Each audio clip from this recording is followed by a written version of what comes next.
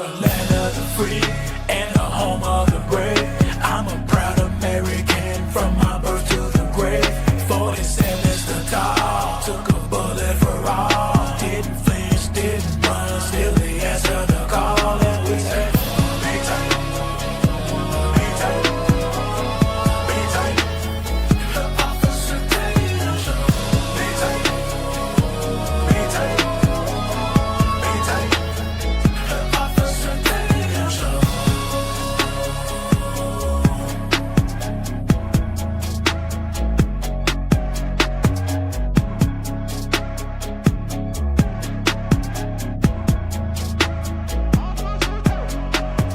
Oh, the land of the free and the home of the brave. I'm a proud American from my birth to the grave. 47 is the tall, took a bullet for all. Didn't flinch, didn't run, still the answer the call. And we say, be tight, be tight, be tight. Officer Tatum show. Be tight, be tight, be tight. Officer Tatum show.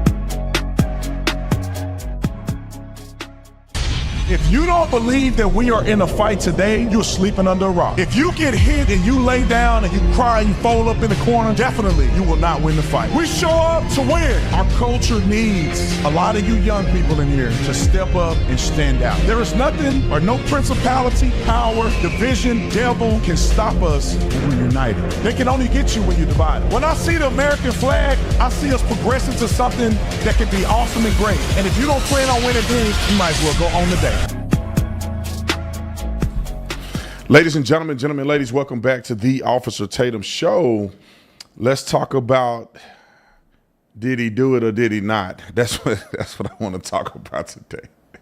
Oh, my jokes are terrible. But let's talk about the Diddy case. If those of you who are following it, I wasn't following it because I already knew what the expected outcome was going to be. The dude got money, just like OJ and these other people. You got money, bro, you're going to beat the case. Or you're going to do very well in the case. You're not going to do life in prison and you Diddy. It's just not going to happen. So did I follow it? No. I knew he was a dirtbag from all of that nasty freak off stuff he was doing. And you got TD Jakes and these other celebrities going to his parties and Lecrae and all these fake Christians, in my personal opinion. So that's the only thing that really bothered me was the people that were engaged in things that he was doing knowingly and intentionally. And they supposed to be people who are upholding the standard for the Lord Jesus. But all this other stuff, and I said it before, all this other stuff is par for the course for somebody like him. Now, I will say people got mad at me for talking about Cassie. Look, man, women, and I wrote this in my little op-ed that I did on my Substack. So just so y'all don't follow me on Substack, go follow my Substack and look at the article that I wrote. Because women got to also stop compromising on their morals for fame, fortune, and an accelerated career. Diddy was a nut when Cassie met him. Diddy was a nut after they were together for several years. He was an abusive person before Cassie met him, and she knew he was. Now, she was young, and he may have manipulated her. But at the end of the day, all these other women, you're not shocked that he did this. You're not shocked who Diddy is. He's known for stuff like this. It's not a secret because he raps about it. He's hanging around people that does it, and I'm sure people are talking about it for the most part. It's just like when I was in college. Like, that's why I'm glad I don't have no daughters. I'm just being honest. I'm glad I don't have no daughters. Because you never know. Maybe you raise them right and then they get to college and they want to have fun. And having fun for a woman and a man is different. It's still bad in guys' eyes if you're out there fornicating. But the reputational damage from a man and a woman in college, if you cutting up, is very different, unfortunately. And these girls will go hang out with the football players, knowing what they trying to do. This has just been happening since, I don't know, the first time somebody threw a football. Teach your daughters to respect themselves enough to not get caught up in that. No, he don't like you. He just met you. Y'all met at a club. You both were drunk. What do you think he's trying to do? Oh, all three of them want to go in a room with you? You know what they're trying to do. So stop it. Anyway, let's go on to Diddy. Now, if it was the moral police, he'd do life in prison on morality. But he was acquitted on the most serious charges, which is the racketeering and also the sex trafficking. But he did get found guilty. A verdict was guilty on 2 counts of transportation for prostitution, which falls under the Mann Act. Now, according to information that we have, he could spend up to 20 years in prison for all the charges together. However, what people are saying is that because he's a first-time offender, no matter how egregious he was, and I'm not saying I support this guy, I think he's a devil, but no matter how egregious he was a first-time offender, people thinking that he could do up to 5 years max. Now, I think he's been in there for a little bit, so they're probably going to give him some time served. But let's play the news clip, and then we're going to talk about more stuff as it relates to P. Diddy. Roll it. Diddy has been found guilty on 2 counts. The transportation to engage in prostitution counts, count 3 and count 5, as they pertain to Diddy's ex, Cassie Ventura, and another former girlfriend who testified under the pseudonym Jane. What I am seeing right now are guilty verdicts on count 3 and count 5. And I can tell you that prosecutors, when they argued that Diddy transported these women in male escorts across state lines to engage in prostitution, they pulled up a slew of flight and bank records, going line by line, in some cases to jurors, pointing out hotel stays, lengths of hotel stays. They also called in law enforcement investigators as summary witnesses to explain these lengthy, extensive records that they had pulled in this case. I think it's very interesting that these are the charges these are the only charges that jurors found Sean Diddy Combs guilty of: transportation to engage in prostitution. And also, to argue these charges, prosecutors called male escorts to the witness stand who testified about how Diddy paid them, in some cases, hundreds to thousands of dollars to have sex with Cassie and him. And at this point, right now, we can see from this verdict sheet that Diddy has been found guilty on count 3 and count 5. He has been found not guilty on the most serious charge, racketeering conspiracy. He's been found not guilty on count 2 and count 4. Those are the... All right, so let's talk about this a little bit. I want to give you a timeline, then we're going to go to the charges, and I'm going to tell you why, at least from their argument, why he got found on transportation for prostitution versus sex trafficking. A lot of people will question that. Even one of my guys was like, well, what's the difference? It seems like they're both the same. I'm going to explain it here in a minute. But if you've been involved in a case, the trial began in Manhattan in federal court on May the 15th, between May and June, which a lot of people who are in the business of covering this, they covered this specifically. They had 34 witnesses testify against P. Diddy, including Cassie, Kid Cudi, and Don Rich. Kid Cudi accused him of blowing his vehicle up as threats and intimidation in one incident that they had, I think because he was trying to date Cassie. Witnesses described the freak-off parties, physical abuse, forced sex acts, and intimidation. On June 30th, 2025, the jury began to deliberate, and obviously they found a verdict, okay? Remember yesterday I said it was breaking news, but then the judge wanted them to go back and finish it so they don't give a split verdict. They do it all at one time. You already know the counts: 2 counts of transportation to engage in prostitution, which include Cassie and that other woman who I think people think that's a 50 Cent ex-wife. Not guilty on sex trafficking, 2 counts, and racketeering, okay? I want to go through, because I wrote down a little bit of the prosecution defense, and then I want to explain to you guys what these charges are and why he allegedly, I mean not allegedly, but why, in fact, the jury probably found him guilty on these and not the others, okay? So, the prosecution claimed that Diddy ran a criminal enterprise involving the freak-off parties, which with escorts, drugs, and coercion, physical abuse, and control of women. used testimonies, videos, and messages to show a pattern of sexual trafficking or sex trafficking and racketeering is what they believe. They saw 15 years to life in prison if he was convicted on all charges. Now the defense, which he paid a lot of money for, and they are the best of the best, obviously, that they argued that Diddy's sexual behavior was unconventional but consensual. Unconventional. I mean, that dude is an animal, man. I don't even know how somebody even want to do all that stuff.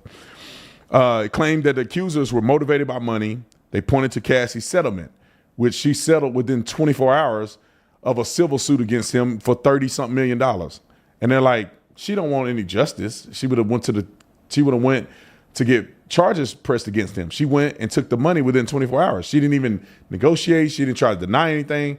But what she did, maybe smart and strategic, was she got him to settle. And then the grueling or gruesome arguments within the settlement created an environment where they have to investigate, which may have been smart on her part.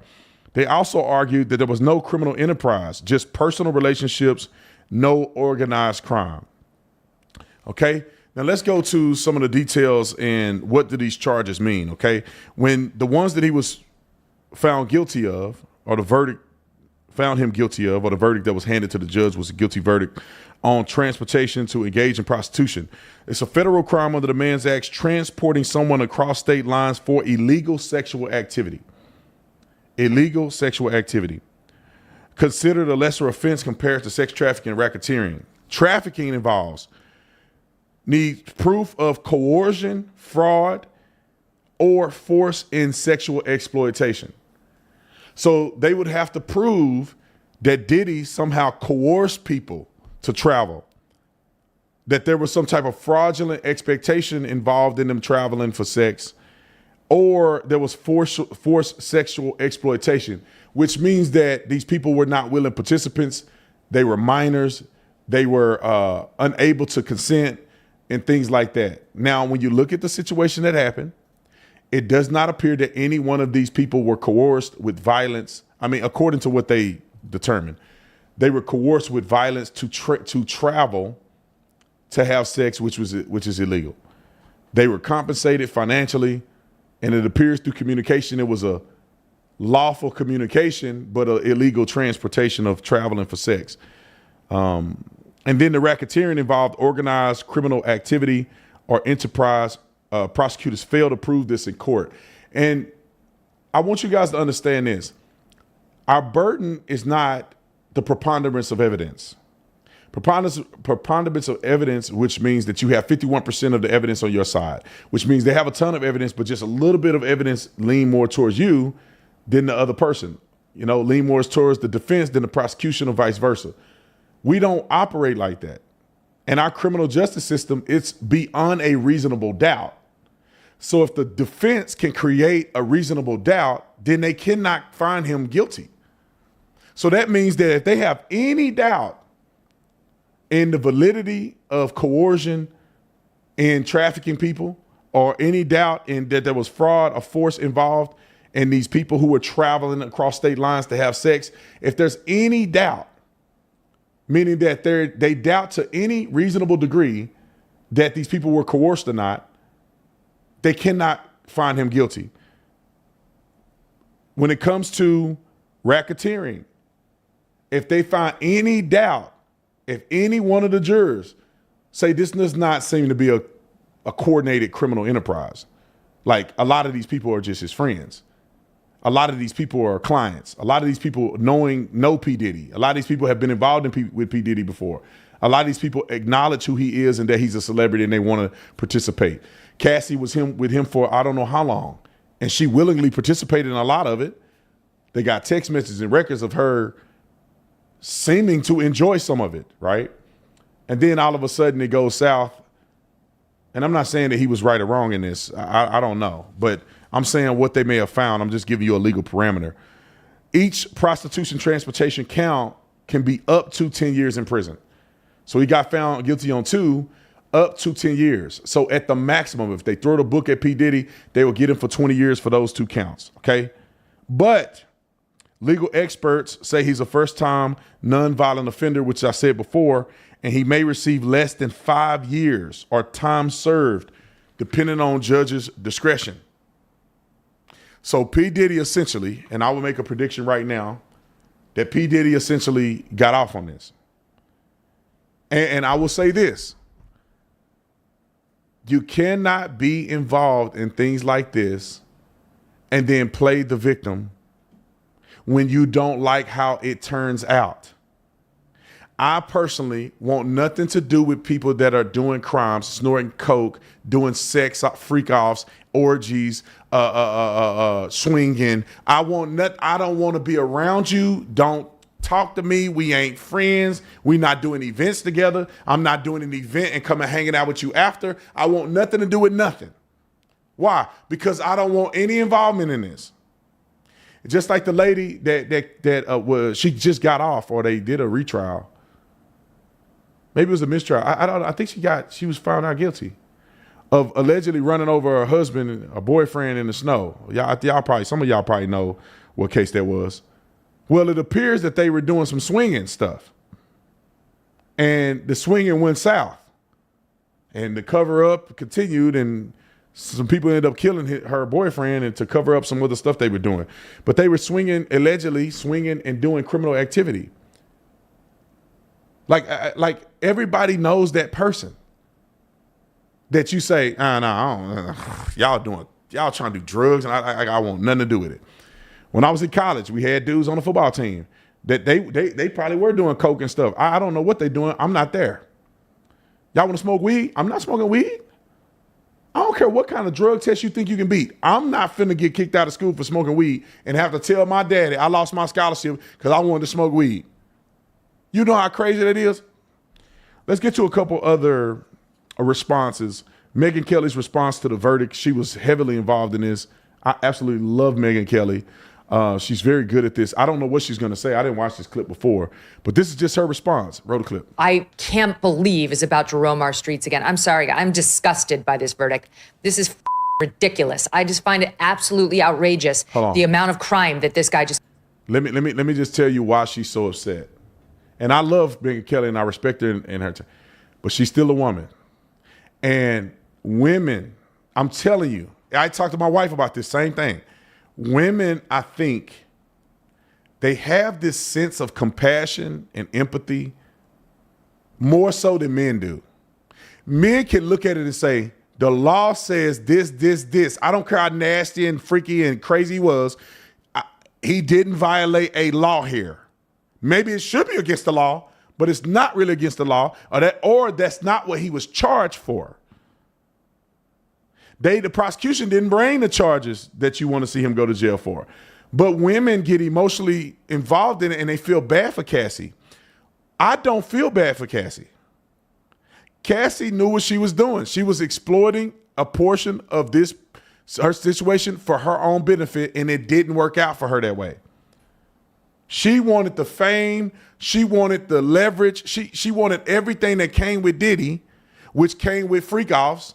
And then the freak-offs was just too much. And she didn't want to leave. Maybe she said she did, but she never left.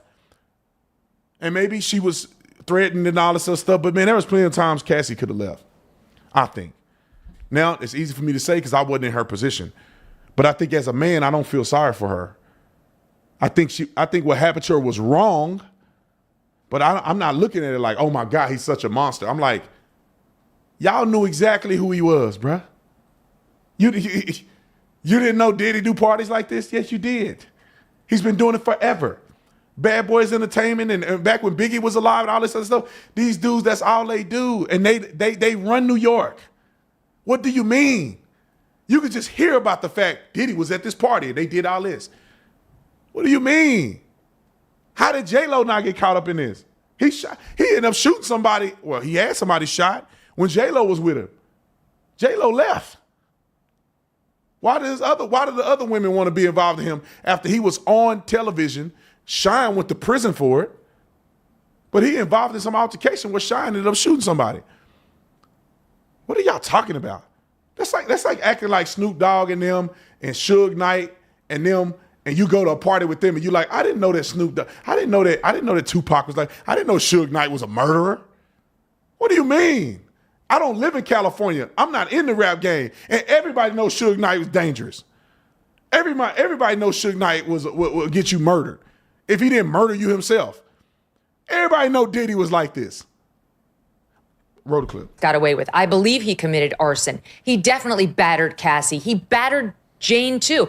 The statute of limitations for battery in Los Angeles, California is 1 year. 1 year. So if they didn't charge him for battery within 1 year, and they couldn't because he bought the tape and it remained hidden thanks to those security guards out there, then they could never charge him with that again. There's no question. He dragged her.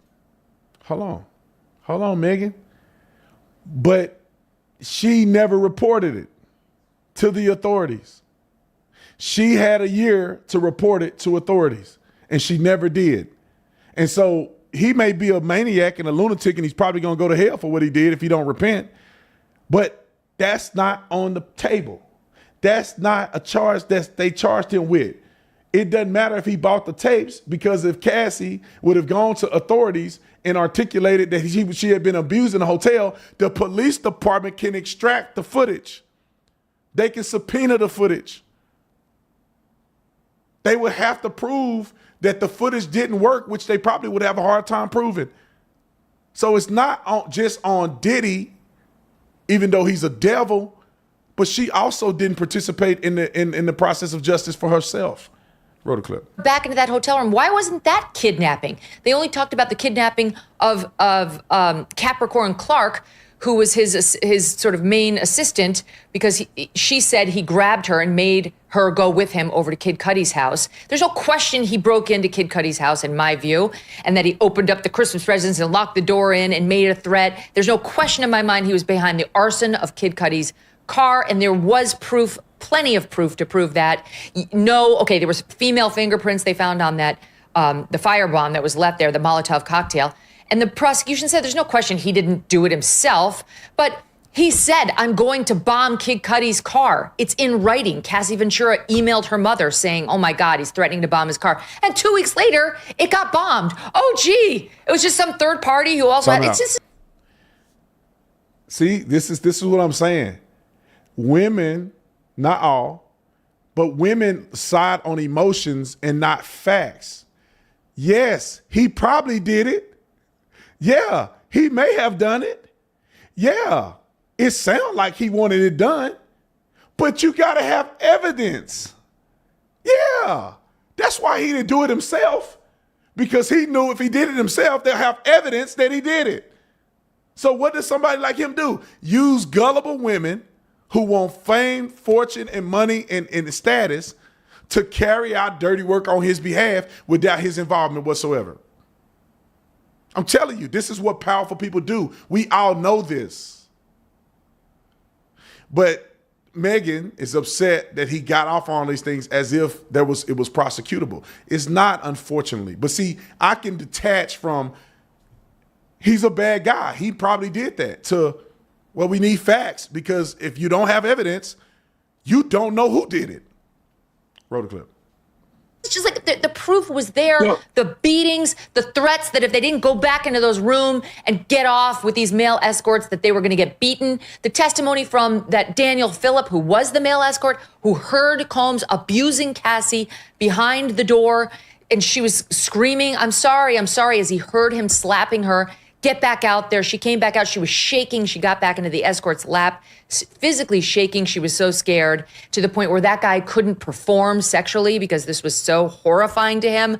What in the actual F went on in there? New York Times, Sean Combs is now on his knees, his elbows on the chair where he was sitting, his head buried. He appeared to be praying. He started a round of applause, which was echoed by his family, who are jubilant. Yay, yay. We only have an abuser and solicitor of prostitutes in the family, not a sex trafficker. Sean Combs' supporters and family are now clapping and whistling for his legal team, who are all embracing each other. They actually did get a victory, and that's different. I'm so confused on what the jury has done here. Like, when you factor in the notes we got yesterday, Arthur, we get a note saying they reached a verdict on counts 2 through 5, but they couldn't agree on count 1, which was the racketeering conspiracy. Now we find out that at that time, we assume it didn't change, they thought he was guilty of the prostitution stuff, but they did not think that he was a sex trafficker who forced Cassie and Jane to perform sex acts under threat of coercion or fraud. And yet they were about to be a hung jury on the RICO count. Now, I don't get it. And then today, I guess the holdouts who said, I think he's guilty of RICO, this morning turned around and said, all right, he's not, because they acquitted him of that. I don't get it, because how was there a juror who said he didn't sex traffic, but he might be guilty of RICO? Now, let's talk about this real quick. And nothing against Megan. I think she has all valid points. I just think that emotions sometimes get in the way of some of the facts that come out.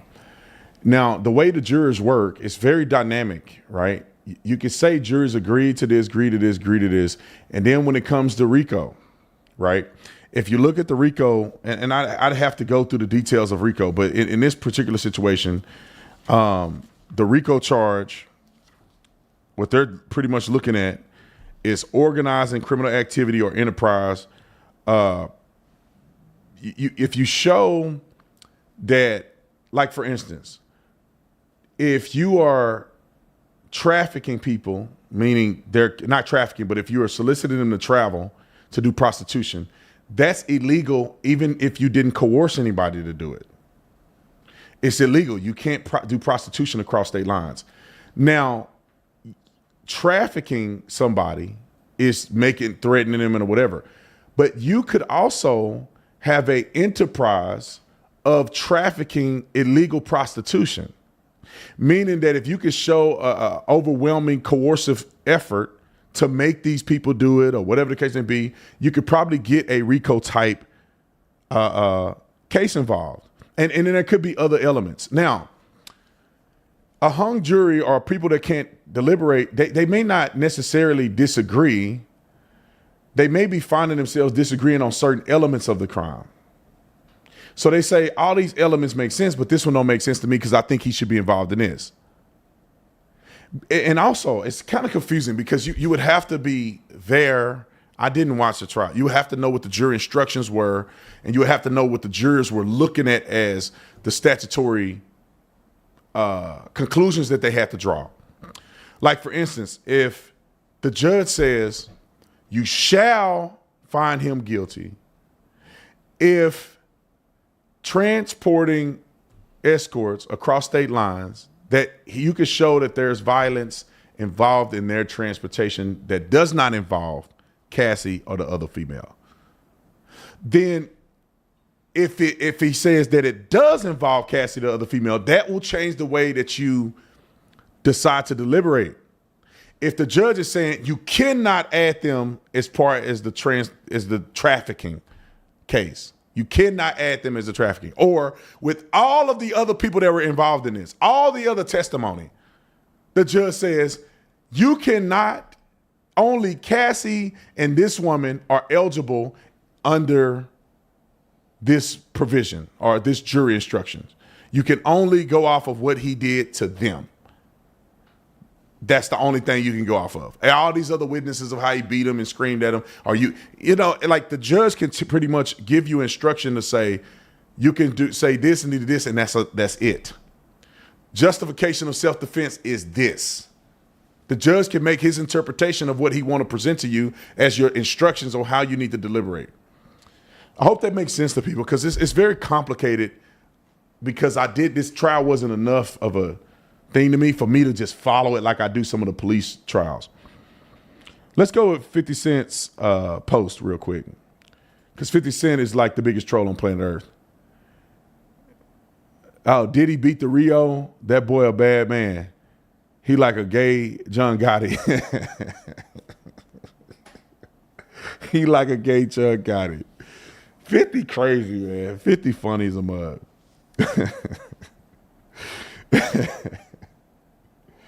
Diddy beat the Rico. That's funny to me. Anyway, let's go to clip 7 regarding the dumb verdict. Oh, it's just a meme. Yeah, put it on there.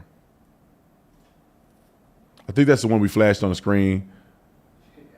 I'm a stupid baby. Let me see if I understand it. The jury says P. Diddy is guilty of transporting prostitution, but not guilty of sex trafficking. Oh, I get what people are saying because they don't understand. You know, trafficking involves a lot of physical violence in order to accomplish a certain thing beyond a reasonable doubt.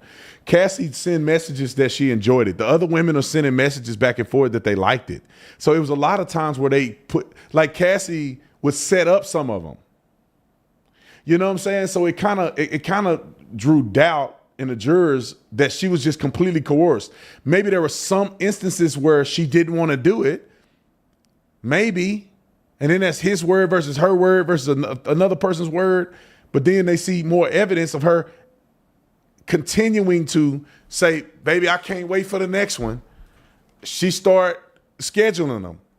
She's doing the sex acts. She didn't complain to XYZ over the years or whatever the case may be. So anyway, let's see. Let's do the clip 8 about 50. It's why 50 say he never hung out with Diddy. Roll the clip. You and Puff haven't liked each other business-wise for a long time. Well, that's why. It's only business. It was really, away from that, I explained why I didn't hang out with him, right? Because it's a little fluffy stuff going on. It's not your scene. It's not my style. Not your scene. They hug you from the front and the back at the same time. I got uncomfortable with him because the way he was asking to try and get me to hang out with him was like, yo, I'll take you shopping. Like, and I'm like, what you mean? Like, that's something you say to a woman you're attracted to, maybe. Right. It's just weird, bro. Like, and now you start to see a lot of the weird stuff that was there. It looks like it all lines up, don't it? It was not in the closet. It was in front of you, and you wasn't seeing it because you see the beards, or you see the girls. So you didn't look at them the way it actually is to a degree. Now, like, and when I say people respond, how people respond to things matter. Like the internet will take to it and just go off with it. Meek responds being the uncomfortability. He goes, yo, nah, I spend $100,000 to find out why my name is in this like this. And it's in it only because he's uncomfortable. You don't hear him talking about French. French was right there. 50 out here. I need to interview 50. I sent him a message online. I say, bro, I need to have you on my show to talk about this.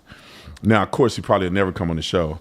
One, because the backlash he'll get. Two, because he's 50 Cent. He's probably doing deals and flying around on a private jet with women right now. Okay, let's go on to the next story that I want to talk about. And I just want to encourage you guys. I know that just tell your grandkids, your kids, women, stay away from men like this. Stay away from men like this. I know that young women want the status and the fame and the power, and they want this man that has this allure, and you want to be his his arm candy, and some young women they get attracted to that. No, the guy that's working a 9 to 5 is just as good or better than what this guy is. And if you work with a man that works a 9 to 5, you can be the contributing factor to him reaching his full potential if his potential is greater than a 9 to 5. But stop going after these men. When I was younger, women, I'm telling you, I put my life on it, y'all. When I was a little younger, and I'm not saying I had the best game in the world, but I know a lot of women turned me down, or they wanted because they wanted men whose status was up here. They didn't want a police officer. And I get it. It's for whatever reason. I get it. I'm not mad at them. I'm happy where I'm at. But I'm just saying. And then they go off and they get tricked out by these dudes way up here, and then they abused and they hurt, and they come back to the police officer. Hey, one girl came to me after she done got ran through by several people I knew. Like, you slept with all these people I know. These dudes are my friends. Yeah, you know what I'm saying? Like, I can't. What we gonna do together? I'm gonna propose to you, and all the same dudes that were my friends will go come to the wedding, and we're gonna talk about how they all had a try. Come on, man. You gotta get away from me with that. You should have been thinking about that when you were playing and you wanted to be with these high profile dudes, and then they do you like Diddy, and then you come back and I was just thinking, have you ever thought of us being in a relationship? I said, I'm offended. What kind of man you think I am? I'm the good, consistent man with morals or whatever. You go do all that. You want to come back to him later. No, that didn't work like that. So young women, don't be that way, man. Just have good character and morals. These guys, it's an illusion. It looks like they're good. It looks like they got status. It looks like they're well respected. A lot of people in great high positions of success and celebrity, they doing some of the craziest stuff that you've ever heard. Diddy got all this money and he got baby oil and freak offs and he watching men screw his woman. That's crazy. But he ain't, the thing, he's egregious. But I would argue that 60% of celebrities doing the same thing, just to different degrees. You think they ain't got prostitutes and doing all this stuff and freak offs and swinging and all these, I don't know this to be a fact, but I would argue that Jay-Z and all these other people be doing the same thing. If I had to guess, I think they are. I don't know that to be a fact, but I think Jay-Z and them doing the same thing. I think Jay-Z was at these parties. Beyonce may not have been there, but Jay-Z probably could have. I'm just saying, man, y'all got to keep it real. Let's go to Caroline Levitt before I lose my whole audience. Caroline Levitt shuts down anti-Israeli reporter. And y'all know they call me Talmud Tatum Steen. I love when these subjects come up because I'm so sick of people just blatantly disrespecting Israel and making it seem like Israel is like a cesspool of violence and terrorism like Iran and some of these other countries that people won't dare open their mouth and disrespect. They won't dare say nothing about none of these other countries, but they got some like this. They got this thing against Israel. Roll the clip. Should both of you, yeah, go ahead and then back up. Thank you. There are now reports that Israeli forces are firing on Palestinians trying to get aid from the Gaza Humanitarian Foundation. Up to 20 people, according to the Red Cross, have arrived to the hospital that they've set up with gunshot wounds, have died from them. Is this administration aware of these? And I mean, what is being done to address this situation? The administration is aware of those reports, and we are currently looking into the veracity of them because, unfortunately, unlike some in the media, we don't take the word of Hamas with total truth. We like to look into it when they speak. Unlike the BBC, who had multiple headlines, they wrote, Israeli tank kills 26, Israeli tank kills 21, Israeli gunfire kills 31, Red Cross says 21 people were killed in an aid incident, and then, oh wait, they had to correct and take down their entire story, saying we reviewed the footage and couldn't find any evidence of anything. Oh. Okay, so we're going to look into reports before we confirm them from this podium or before we take action, and I suggest that journalists who actually care about truth do the same to reduce the amount of misinformation that's going around the globe. They hate her, boy. Hold on, keep on there. They hate her, bro. How are you beautiful and smart and have tenacity? They can't. There's not a Democrat on planet Earth that's beautiful, smart, and tenacious.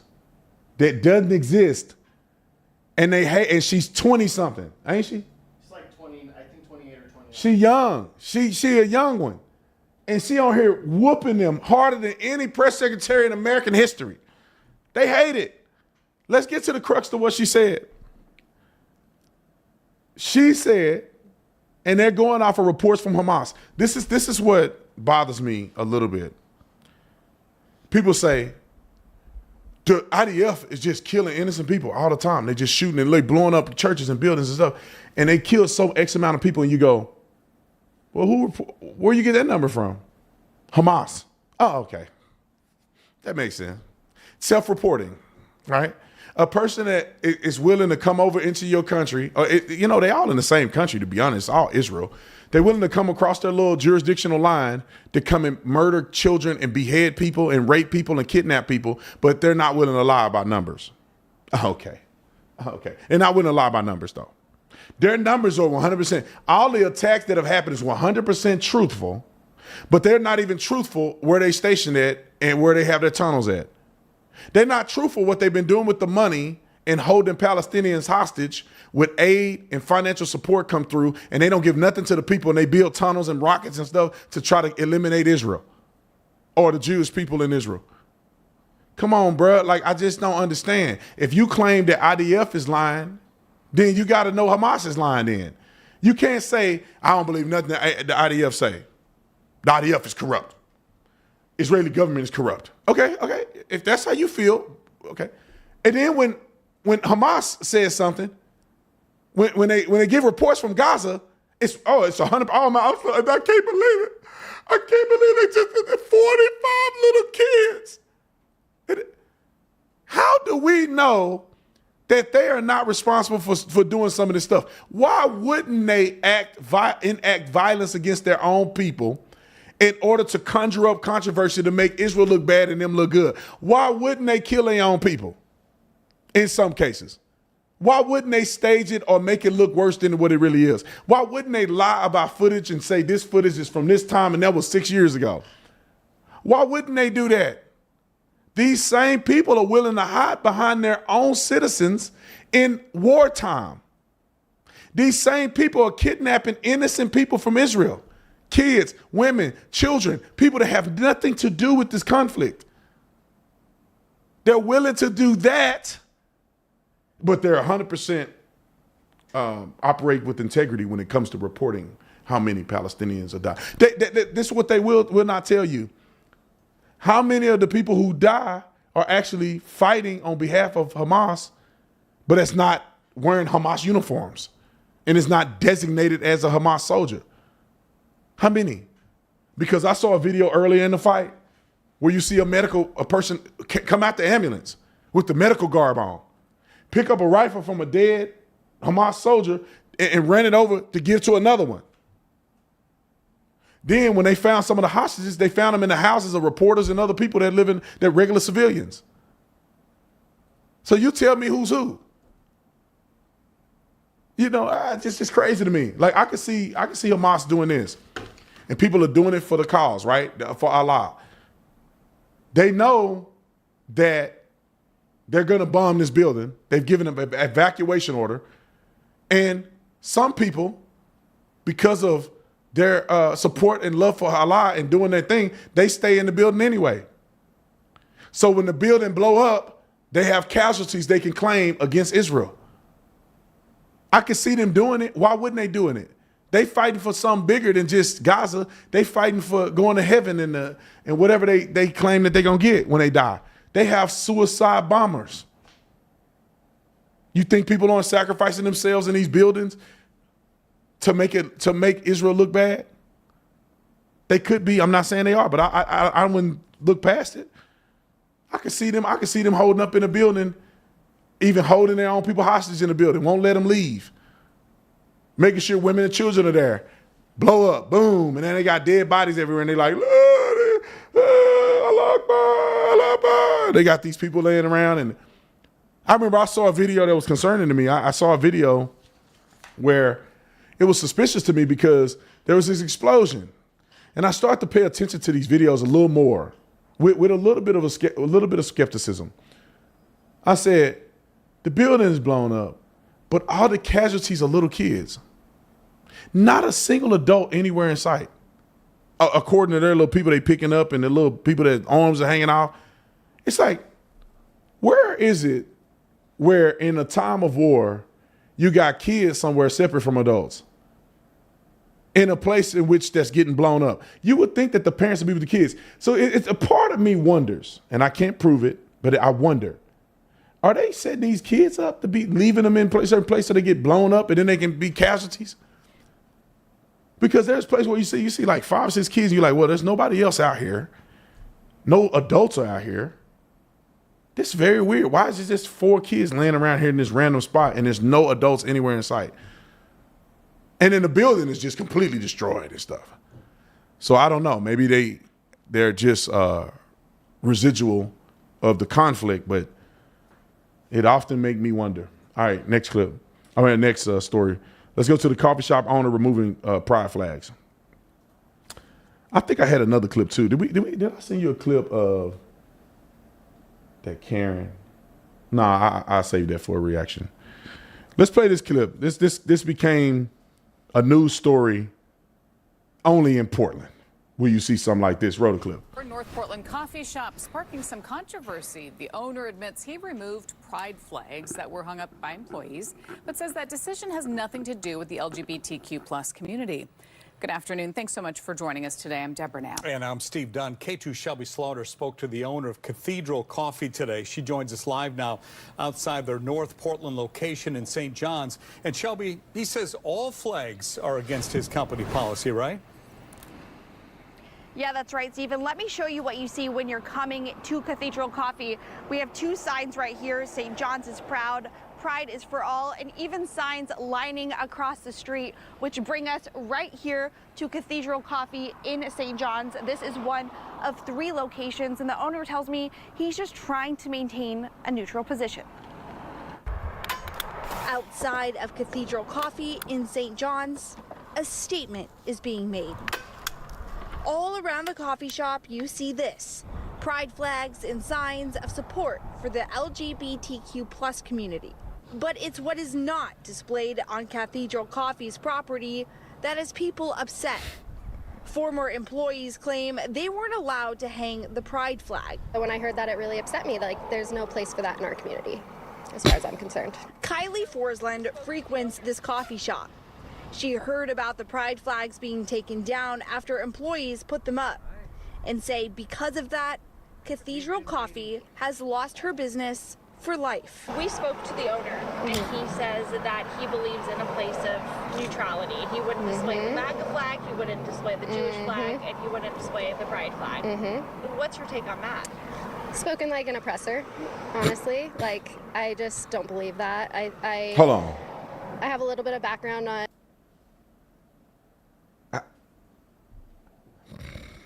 Don't say it, Brandon. Don't say it. You want to go to heaven. Lord, I'm not going to say it.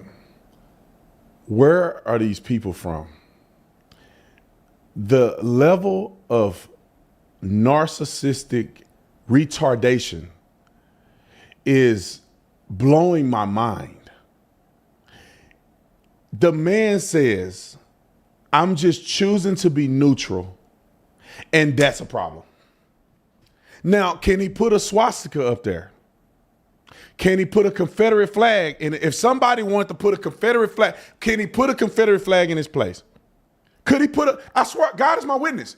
I will put my life on this. If somebody put a Trump flag in that organization, she'd be mad.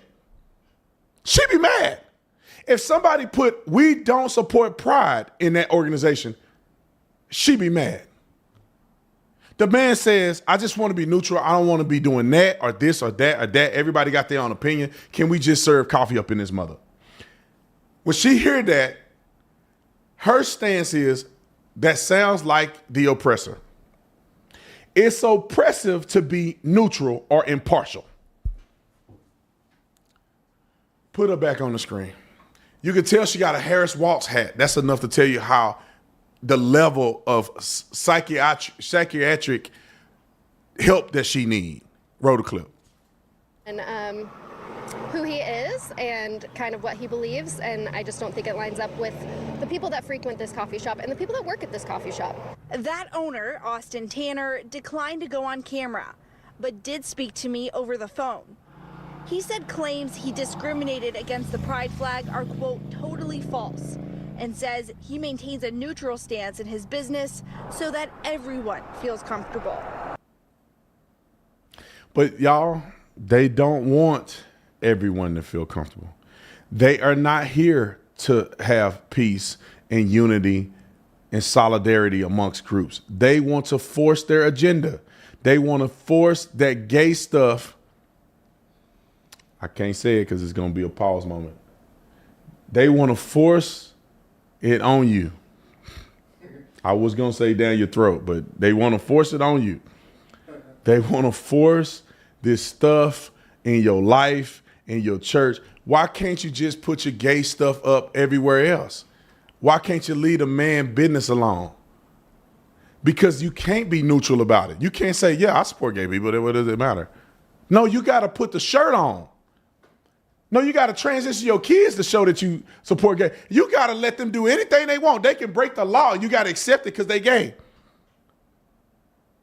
I'm going to forever be a proponent against this homosexual stuff. If you gay, just be gay, my man. Stop trying to make everybody accept what you're doing. I don't need everybody to accept my relationship with Christ. I'm just living my life. If you watch my content, you're going to hear about Jesus Christ. If you don't want to hear about Jesus Christ, I'm not coming on your content to tell you about Jesus Christ. I'm not coming on your show. I'm not going to your gay bar to preach the gospel to nobody.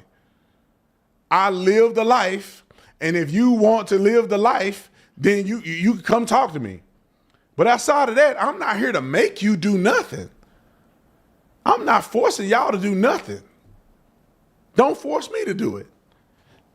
If I want to be a Christian, let me be a Christian. And you don't have to be a Christian.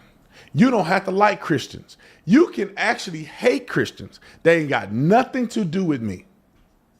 You live in America. You can have a coffee shop with a cross upside down. You know what? I just won't go to your coffee shop.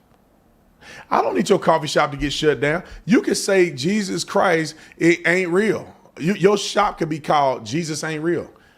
I don't care. What does that got to do with me? If I don't like the message that I just won't come to your coffee shop. I'm not finna go up in your coffee shop trying to tell you that you need to say Jesus is real. You do what you want to do. I don't care what you're doing. We live in America. Be stupid if you want to. It's perfectly legal to be stupid. Anyway, let's go to the New York clip here. And I think that this is a liberal woman threatened to become a Republican. I want to post this another day, but I don't think that the Mamdani guy has a real chance in New York. I don't believe so. I don't believe that radical Democrat leftists have the power that they are perceived to have. I think it's a loud fringe group, meaning that the people like that lady that's on there putting them gay pride flags up, say she'll never go to that restaurant again, is like 5% of the people that live in that area. Most people are like, man, I ain't even thought about that. Pride month over. Let me get my coffee and get up out of here. And most people are looking at Mamdani and they're going, yeah, that's stupid. Yeah, ain't nobody buying that. Yeah, you're not going to be able to do none of that stuff you're saying. Yeah, we went to the DMV. Government-run grocery store is going to be worse than the DMV. Not having it. That's why you see Donald Trump with his major victory. His approval rating is great. All right. Put the lady back on the screen. I want to play her clip because I don't know if this is a skit. She seemed pretty genuine when I saw it the first time. Roll it. I'm not even a Republican, but every time someone on the left opens their mouth right now, like, I am this close to becoming a Republican. When I hear the words, no human is illegal, coming from a group of people that more than likely own passports, like, I'm this close to putting a MAGA hat in my cart. Like, I am trying to be reasonable, okay? I am trying. I have very leftist views, okay? I don't like guns. I believe in trans rights. I believe that if you're a consenting adult, you can do whatever the hell you want to with your body. But when you start replacing words like mother with birth giver, and you see people like Gavin Newsom calling his own wife the first partner of California, like, I can feel my soul applying for an NRA membership. Like, I have traditionally leftist views, okay? I recycle. I believe in clean energy. I believe in healthcare for all. I understand and acknowledge that racism is alive and well in America today. But when I ask for something as simple as border security and you start throwing out words like racist and fascist and bigot and authoritarian, I start Googling where to buy a fucking F-250. And I don't even like trucks. I hate trucks. I would never drive a truck. But the way you guys are acting is literally making me want to do something so cringe, like fly a giant American flag off of my front porch. And don't even get me started on 4th of July. Oh my God. Every time that a leftist says that they're not celebrating 4th of July or that 4th of July is canceled, I promise you another piece of American flag clothing gets put in my cart. I mean, maybe at this point I should thank you for reviving my patriotism, because every time you open your mouth, I become more and more of a patriot for this country. And maybe you don't realize it, but you are a Republican. I want health care for all. Yeah, we do too. Except illegal aliens. What are we talking about? We want health care for the American citizens that deserve health care, instead of spending trillions of dollars over the course of a time for people that don't even supposed to be in this country. What are we talking about, bruh? What are we even talking about? And then she go and say trans rights. I don't think a single Republican is against trans people having rights. There is no such thing as trans rights anyway. It's just you have rights as a citizen or you don't. There's no special laws for trans people. Do you know of a law for trans people? Do they get to drive a certain speed limit? The trans people get to walk around naked when nobody else is. Like, indecent exposure is for everybody. Except if you live in California, they let you pull your penis out and run around in front of people's kids, and they call it pride parades. But regular American life, there's no special law for trans people. I don't know. Is there? Like, I don't get it. Rights? You talking about they get special privileges? Nobody, they don't get special privileges. They don't get to put whatever they want on their driver's license. They got to at least identify as they are. What's on their birth certificate, like everybody else. So conservatives aren't against trans rights. We want clean energy. We want clean energy too. You telling me conservatives don't drive Teslas? I want clean energy. I don't want us creating a carbon footprint that's going to ruin our country. But I'm also not stupid either. I know that what the majority of what they're doing is a money grab, right? So I want clean energy. I recycle. If it makes sense to recycle, I'll put my stuff in the recycling if we can help the environment. Why? Nobody would just be like, I don't care. I want to mess up the whole environment because I'm a redneck. Nobody thinks like that, man. Nobody thinks like that. It's that nobody's going to go out their way to do stupid stuff that ain't even real. You dummies telling people you need to separate your trash and then I'll go to the same waste field. And you're like, what are we doing? Y'all virtue signaling and it's going to the same place. Stop playing. Y'all fools want the electric cars that you plug up to a building that's run off fossil fuels. What? What are you talking about? Y'all want to put big windmills out there when they have to use a diesel truck and equipment that run on diesel fuel to put the thing on the truck, drive the thing across the country, and then they got to use cranes and everything else to erect the thing. What are we talking about? And then when the guy have to come out and fix it, he got to drive a gasoline or a diesel truck to go out there and fix it. Y'all is creating more carbon footprint by putting the thing up there. And then when it die, after it done killed all the birds and hurt the environment, you can't do nothing with it. It's just up there.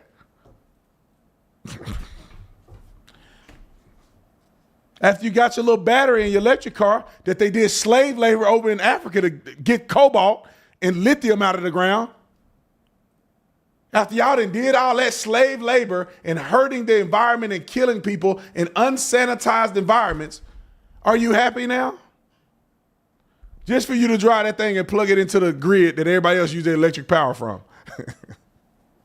Nick, they take these cars and they plug it up, connect it to APS, which is the Arizona Power Company that I use, that everybody in Arizona use. It's in northern Arizona. That or SRP. That or SRP, but I think most people in Maricopa use APS.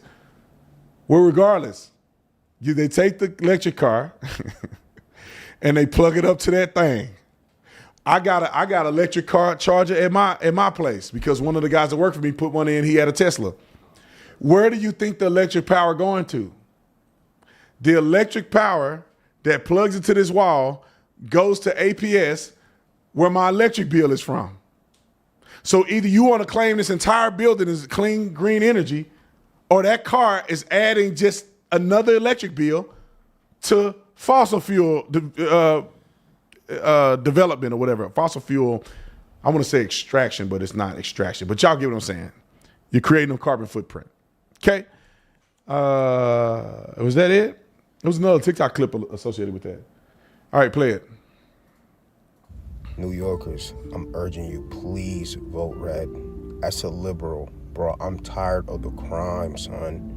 You don't even got to do nothing about abortion or whatever the fuck else, gay rights, whatever. I want the crime out of my city. I'm urging you, please. There's no reason why I got to leave a note on my car saying there's nothing valuable so nobody steal my shit. This is not the reason my parents came to this country. Please, I'm urging you. New Jersey, you too. If I get assaulted on the subway, why can't I defend myself? Ban guns. The criminals still gonna have them. They don't care about the law. That's the whole reason why I'm spewing this conservative. I don't like criminals. I don't like crime in my city. Make it happen. You know what's funny to me is that these people are actually conservatives. It's fun. They've tricked the words conservative and liberal. Conservatives don't want crime. Democrats do want crime. If they have crime, they have something to run against. They have something to run for, I guess, to say we are going to stop the crime, but we need the crime so we can stop the crime. If the crime is down, then what else are we going to talk about? If illegal aliens are out of this country, who are we going to give free stuff to? If people got jobs and they're working and they can't get on these food stamp programs, who are y'all going to advocate for? They want you to be in poverty. They want you to be poor. They want you to be eating out of trash can. They want you to be gay. They want you to be trans. They want you to get your wee-wee cut off and flipped over and tucked in. And then they want it to get infected. And because when they get infected, you can now use the pharmaceutical drugs that they pump it in our community so this person can make money and this person can make money and this person can make. They need you to be a dead man walking so they can make money on your corpse and sell your organs. That's what they really want. And I'm not trying to be a conspiracy theorist, but these people don't want you to get well. You know, the Democrats remind me of the business leader that's a hater against his own employees. That means that a guy that leads a company don't ever want his people to do better than him because they'll leave. So he don't want to see them grow. He don't want to see them do well. He don't want to see. He's not happy when they progress and they accomplish certain things and they got things going on outside of the job. He wants them to be focused on the job. That's the Democrats. They don't want you to do well. They don't want you to be an entrepreneur. They don't want you to get beyond them. They up here and they need you to stay below them. And if they can't convince you, they make the government do it. If they can't win your vote on how to deal with the grocery store crisis in New York, they want the government to control and make you do what they want you to do. All right, let's go to Riley Gaines and the UPenn reversal. The University of Pennsylvania, whoever is responsible for propping up these records, I wish I can cuss, but I'm not going to cuss. These people are still cowards. It's a marginal victory, and shout out to Riley Gaines for fighting so hard for doing it. But these fools still put an asterisk next to what's that name? I forgot her name now. Leah Thomas' name. We'll go through it in a minute, but let's play the news clip. Roll it. Madam Secretary, tell the viewers of the Ingram Angle what the big news is. This was an incredible day today, Laura, and thank you so much for having us on so we can talk about it. Thanks to President Trump and the Trump administration, what he campaigned on, what he actually signed an executive order on, which was that men will not be able to compete in women's sports, was acknowledged by the University of Pennsylvania. We have signed an agreement with them, and we hope that that agreement is going to be a template for other universities who acknowledge that there is no room for men in women's sports, not only during the competition, but also in the locker room and other intimate spaces where these women were required to be with males who changed in front of them. So this is a big deal. The university is apologizing. It is taking away the titles that were incorrectly given to men. It has stated that it will not have anything on its website other than the fact that they are complying, with Title IX. We are just very pleased with the outcome that we had today. It's an utter triumph for President Trump and for the administration, but mostly for the women and girls who will come behind the Riley Gaines and the Paula Scanlons and others. And they've really laid the groundwork for them to be successful. And the star of the hour really is Riley. And I know she's on for you to ask about that. Now, Riley, you have been a champion on this issue. You received an enormous amount of flack and criticism, some of it really vicious over the years. But you knew you were right, and President Trump and Secretary McMahon helped along the way. Without them, this would not have happened, obviously. Your reaction tonight, historic news from UPenn. Man, I watched that video back, Laura, that you showed in the intro to this segment, and I cannot even believe that happened. All the while, so many sat idly by and watched and actually reprimanded us as women if we even dared to speak about this. To say that I, of course, am grateful for Secretary McMahon, for President Trump, for even Attorney General Bondi. She's been fantastic at the Department of Justice on this issue is an understatement. I feel vindicated. I feel like pigs are flying. I feel like hell has frozen over. So it is a fantastic day, of course, for sanity, for common sense. But I think more broadly for women, for humanity, for the little girl that I'm growing inside of me right now that I will welcome to the world in just a few weeks. I think of her. I think of her future. That is what Donald Trump and, of course, Secretary McMahon and myself, that is what we are fighting for. So very, very excited about today's news. Me too. Shout out to Riley Gaines and McMahon and everybody else involved in that, because I like the fact that women were taking their stuff back. Men have cowered, in my personal opinion, in the face of this type of stuff. I don't know why. I don't know if men just think they can't be involved.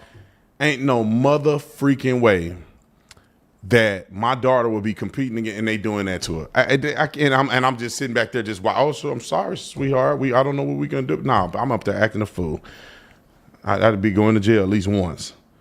Let's play the Paula clip there. Roll it. I wouldn't be here speaking to you guys, and I wouldn't have the strength to talk about this. I do not expect to be a little bit emotional right now, but this truly I can't hear very well.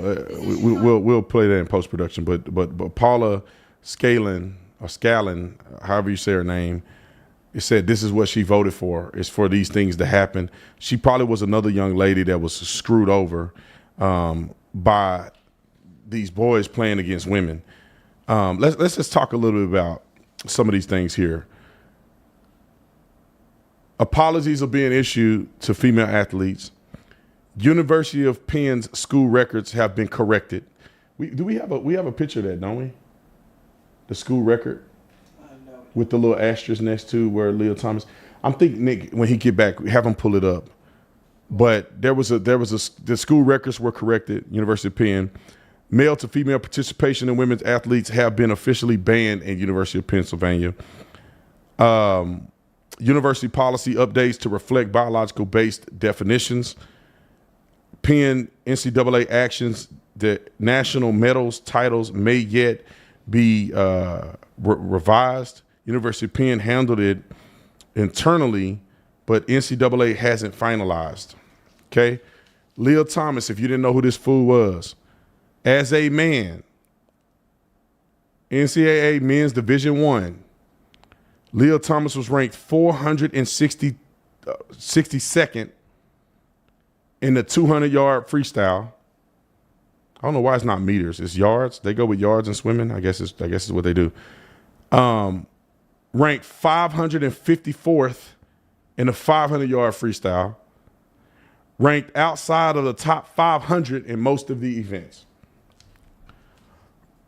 462 in 200, 554 in the 500, not even in the top 500 in other events. As a woman, allegedly, ranked number 1 in the 500. This mofo was 554 in men and number 1 in women. Won the NCAA championship in the 500. Beat Olympic level swimmers by a mere second. You know what seconds are? By mere seconds. You know what seconds in swimming is?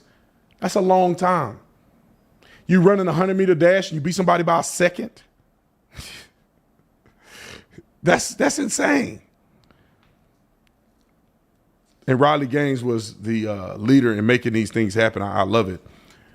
And this is a little bit of a story why University of Penn reversed course on Leo Thomas. The loss of federal funds. University of Pennsylvania was under federal investigation for violating the Title 11? Title 9. The government froze $175 million in funds until it was in compliance. Trump-era final Title 9 rule was reinstated. Schools must now separate sports by biological sex or lose funding. The fact that Trump is doing this and others did not do this shows you who they are. We had the record board. Where's the record board at? I thought we had a picture of the record board. University of Penn removed Leah Thomas times from the official record board. It included a note, and this is the note that I was talking about that peed me off. It says, competing under eligibility rules in effect at the time, Leah Thomas set program records in the 100, 200, and 500 freestyle. They should have said as a trans athlete, because young people are going to think maybe it was some type of rule that this person wasn't accepted under. No, it was a man. That's what happened. It was a man. All right, ladies and gentlemen. I think I'm done, man. I said enough. We said enough. Is there any super chats? We got some. Want to go through it or? Get them over here.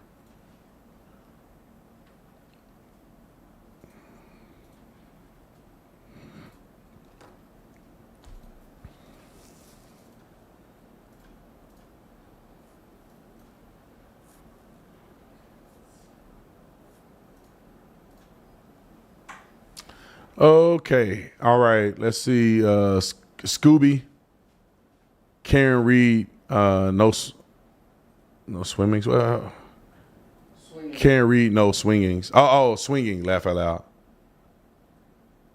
I'm not sure what that is. The story is Karen Reed, which is a story that I was talking about earlier. This is why we should. Anyway, it's the story I was talking about earlier. Karen Reed. I think they were swinging though. That's at least that when me and my wife was talking about. I'm not sure if I'm following Scooby-Doo right, but my wife was saying that they went over this house because they doing stuff, and he ended up going in the house, and Karen was mad at him because she thought that he went in there and was having sex with people without her. That's what I heard. Maybe I'm wrong. B.I.G. must have had Diddy psychic. What is that? Premonition. Oh, premonition when he sang "Face It, Not Guilty." That's how I stay to. What? Oh, it's a lyric. Yeah. I know the lyric.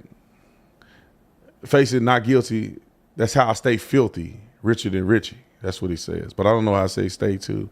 To be fair, jail time is jail time, which he should have done time for the shooting in 99, 100%. All right, let's see. Just got my blessed hat for my birthday. What is a good Bible verse to put on it? Keep doing God's work. Homie from Much Love from Houston, Texas. Let's see. You said you got your blessed hat for your birthday. What is a good Bible verse to put on it? Let me see. I'm not sure. I got to come back to you on that. It says, B, how is it that illegals can be covered under constitutional rights? They're illegals. They shouldn't have any rights. Yeah, that's the thing that I kind of find to be interesting. I think that they have a level of humanity associated with people that are here. And it's because a person can be here and be illegally here because they overstayed a visa, which means that's kind of like a civil complication that could be remedied. So they have rights as a permanent citizen or somebody who's lawfully here. I think they should lose their rights once they become illegal. Once you hit illegal status and you haven't showed any effort to fix it. But that's the reason why I think they don't go so hard. Now, if you have been here with no documentation, meaning that you didn't go through a port of entry or nothing, like I feel like you should have zero rights, deported immediately. We should never allow you in our country again, and we should never hear a claim from you. But I think that what happens is people want to be nuanced and have compassion, and that's why we accept way more than we should, in my opinion. The best way to turn a liberal into a conservative is effect of delusional liberal policies. I got the goods headed your way. That sounds super gay, Dustin. But anyway, I want to get them cigars from you. Ralph, thanks so much for the super chat. The best verse to put on the hat. There's so many. There's so many. Let me see. Yeah, right. He's talking about Matthew 28:19. Because he think he's talking about the Trinity. Oh, that house that's on my screensaver on my computer just sold for $25 million. It's cray. All right, let me look it up real quick. I'm gonna get you a scripture.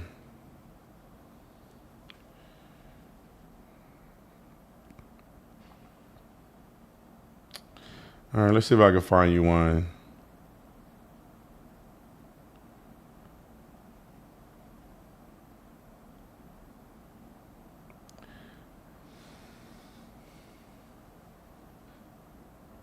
Oh, yeah, I got one for you.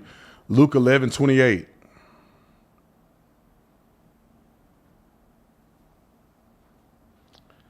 There's a lot of them, but Luke, you can look this up. Luke 11:28. That'll be a good one. All right, I love you guys. I'm out. Oh, the land of the free and the home of the brave. I'm a proud American.